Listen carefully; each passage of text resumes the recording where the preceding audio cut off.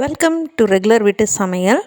மரவள்ளிக்கிழங்குல ஒரு தோசை செஞ்சு சாப்பிட்லாம். ரொம்பவே டேஸ்டியாக இருக்கும். ரொம்பவே சிம்பிளான இன்க்ரீடியன்ஸில் மரவள்ளிக்கிழங்கை சுத்தம் பண்ணுறதை ரொம்ப எலாபரேட்டாக வீடியோ எடுக்கலை. ஒரு 1/4 கிலோ மரவள்ளிக்கிழங்கு இதை நல்லா தோல் உரித்து சுத்தம் பண்ணி இந்த மாதிரி பீசஸாக கட் பண்ணிக்கலாம். ஆல்ரெடி நம்ம சேனலில் நிறைய மரவள்ளிக்கிழங்கு அதாவது கப்பர் ரெசிபீஸ் போட்டிருக்கேன். அப்படிங்கிறதுனால அதில் க்ளீனிங் வீடியோஸ் எல்லாம் ரொம்பவே டெப்த்தாக இருக்கிறதுனால இதை நான் ஸ்கிப் பண்ணிட்டேன்.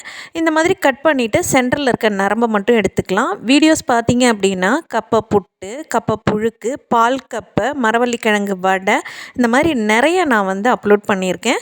டிஸ்கிரிப்ஷனில் லிங்க்ஸும் கொடுத்துட்றேன். டைம் இருக்கும்போது பார்த்துக்கோங்க. இது மாதிரி கட் பண்ணிவிட்டு ஒரு மிக்ஸி ஜாரில் 1 ஸ்பூன் சோம்பு, அதோட கூட காரத்துக்கு வரமிளகா, அப்படி இல்லைன்னா பச்சை மிளகா கூட சேர்த்துக்கலாம். எப்படி உங்களுக்கு காரம் தேவையோ அதே மாதிரி கூட்டியோ குறைச்சோ சேர்த்துட்டு ஒரு சின்ன துண்டு இஞ்சி, அதோட 2 இனுக்கு கருவேப்பிலை இப்படி போட்டாலும் சரி, இல்லை நம்ம கட் பண்ணி பொடி பொடியாக அரிஞ்சு போடுறதுனாலும் போட்டுக்கலாம். இதோட க்ரஷ் ஆகி வரும்போது உங்களுக்கு ஃப்ளேவர் நல்லா இருக்குங்கிறதுனால நான் 2 இனுக்கு கருவேப்பிலையும் இதிலேயே நான் போட்டுடுறேன். அதோட கூட அந்த கிழங்குக்கு தேவையான அளவு உப்பு, ஒரு 1/2 ஸ்பூன் கல்லுப்பு போட்டால் பர்ஃபெக்டாக இருக்கும். அரைச்சதுக்கப்புறம் கூட உப்பு செக் பண்ணிவிட்டு ஆட் பண்ணிக்கலாம். இப்போ இது க்ரஷ் ஆகிறதுக்கு ஒரு கைப்பிடி அளவு அந்த பீசஸ் போட்டு மிக்சியில் ஒரு தடவை நம்ம அரைச்சி எடுத்ததுக்கு அப்புறமா மிச்சம் இருக்கிற கிழங்குகளையும் இதில் மொத்தமாக சேர்த்து இந்தளவு க்ரஷ் ஆகி வந்தால் பர்ஃபெக்டாக இருக்கும். நம்மளுடைய வரமிளகாலாம் அரைஞ்சிருச்சு. இப்போ இது எல்லாத்தையுமே நம்ம இதில் ஆட் பண்ணிவிட்டு தண்ணியை சுத்தமாக நம்ம சேர்க்க தேவையில்லைங்க. நல்லா அரைச்சி எடுத்துட்டோம் அப்படின்னா நல்லா ஒரு அடை பதத்துக்கு மாவு நல்ல கெட்டியாக திக்காக கிடைக்கும். இந்த அளவுக்கு நமக்கு அரைஞ்சி வந்ததுக்கு அப்புறமா நம்ம இதில் தேவைப்பட்டால் கொஞ்சம் வெங்காயம் அரிஞ்சு போட்டுக்கலாம். பார்த்திங்கன்னா மாவு இந்த அளவுக்கு நல்லா சாஃப்டாக அரைஞ்சி வந்திருக்குங்க. வேறு எதுவுமே நம்ம சேர்க்கல, தண்ணியும் ஊற்றலை. அதில் இருக்க ஸ்டார்ச்சே நமக்கு பர்ஃபெக்டாக இருக்கும். இப்போ இதை வேற ஒரு பாத்திரத்துக்கு நம்ம மாற்றிட்டு இதில் வெங்காயம், அதை இப்படியே சுட்டாலும் நல்லா தான் இருக்கும். வெங்காயம் போட்டால் இன்னும் கூடுதல் ருசியாக இருக்குங்கிறதுனால ஒரு பெரிய வெங்காயம் மட்டும் அரிஞ்சு போட்டுக்கிறேன். இன்னும் 2 3 போட்டால் கூட வெங்காயம் எவ்வளோக்கு எவ்வளோ போடுறோமோ அந்தளவுக்கு ருசி ஜாஸ்தியாக தான் இருக்கும். நான் ஒரு பெரிய வெங்காயத்தை போட்டு இப்போ இது எல்லா பக்கமும் படுற மாதிரி நம்ம கலந்து எடுத்து வச்சுக்கலாம். இப்போ இந்த ஸ்டேஜில் உப்பு பத்தலைனாலும் நம்ம அதோட கூட சேர்த்துக்கலாம். நம்ம போட்ட உப்பு சரியாக இருக்குது அப்படிங்கிறதுனால நம்ம இதில் உப்பு எக்ஸ்ட்ராவாக ஆட் பண்ணலை. இப்போ மாவு ரெடி ஆகிடுச்சு.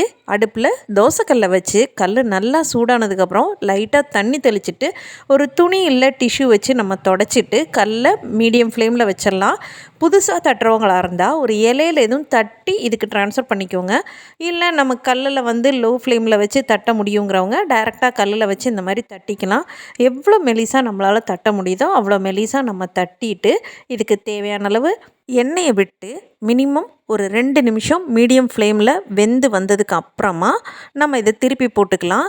திருப்பி போட்டதுக்கு அப்புறம் நம்ம இதில் அந்த பார்க்கும்போதே தெரியும் நல்ல கலர்ஃபுல்லாக நமக்கு வெந்து வந்திருக்கிறது. திருப்பி போட்டதுக்கு அப்புறம் நடுவில் எல்லாம் வேகிறதுக்காக ஜஸ்ட்டு நம்ம தோசை திருப்பியால் அந்த கார்னர் வச்சு லைட்டாக கோடு போட்டு அதுலேயும் கொஞ்சம் எண்ணெய் விட்டு நல்லா வேக வச்சு எடுத்தோம் அப்படின்னா நமக்கு பர்ஃபெக்டான மரவள்ளிக்கிழங்கு தோசை கிடச்சிரும். சூடாக இருக்கும்போது கொஞ்சம் ரஃப்பாக இருக்கிற மாதிரி இருக்கும். ஆனால் ஆறுனதுக்கப்புறம் ரொம்ப ஃப்ளெக்சிபிளாக அந்த ஸ்டார்ச்சோட கண்டென்ட்டுக்கு தோசை அவ்வளோ சாஃப்டாக இருக்குங்க. டிஃபன் பாக்ஸில் எல்லாம் ஈவினிங் ஸ்நாக்ஸ் மாதிரி வச்சு கொடுத்தா கூட குழந்தைங்க ரொம்பவே விரும்பி சாப்பிடுவாங்க. நல்லா பீசஸாக கட் பண்ணி ஸ்கொயராக போட்டு கொடுத்தோம் அப்படின்னா ஜஸ்ட் ஒரு நாட்டு சர்க்கரை இருந்தால் கூட இது அவ்வளோ டேஸ்ட்டாக இருக்குங்க. அவ்வளோதாங்க, நம்மளுடைய தோசை பர்ஃபெக்டாக வெந்து வந்துருச்சு. இதே மாதிரி எல்லா தோசையும் நம்ம சுட்டு எடுத்துக்கலாம். குழந்தைங்களுக்கு மார்னிங் இல்லை ஈவினிங் இந்த மாதிரி சுட்டு நல்லா ஸ்கொயர் பண்ணி நாட்டு சர்க்கரை அப்படி இல்லைன்னா இட்லி பொடி இருக்குது இல்லைங்களா, அதை வச்சு தொட்டு சாப்பிட்டா கூட அவ்வளோ டேஸ்டியாக இருக்கும். அப்படியும் வேணாங்க, சும்மாவே சாப்பிடுங்க, அவ்வளோ ருசியாக இருக்குங்க. நீங்களும் இதே மாதிரி செஞ்சு பாருங்கள். வீடியோ பிடிச்சிருந்தா லைக் பண்ணுங்கள், ரொம்ப பிடிச்சிருந்தா ஃப்ரெண்ட்ஸோட ஷேர் பண்ணுங்கள். உங்கள் ஃபீட்பேக்கை கமெண்ட்டாக சொல்ல மறந்துடாதீங்க. தேங்க்ஸ் ஃபார் வாட்சிங்.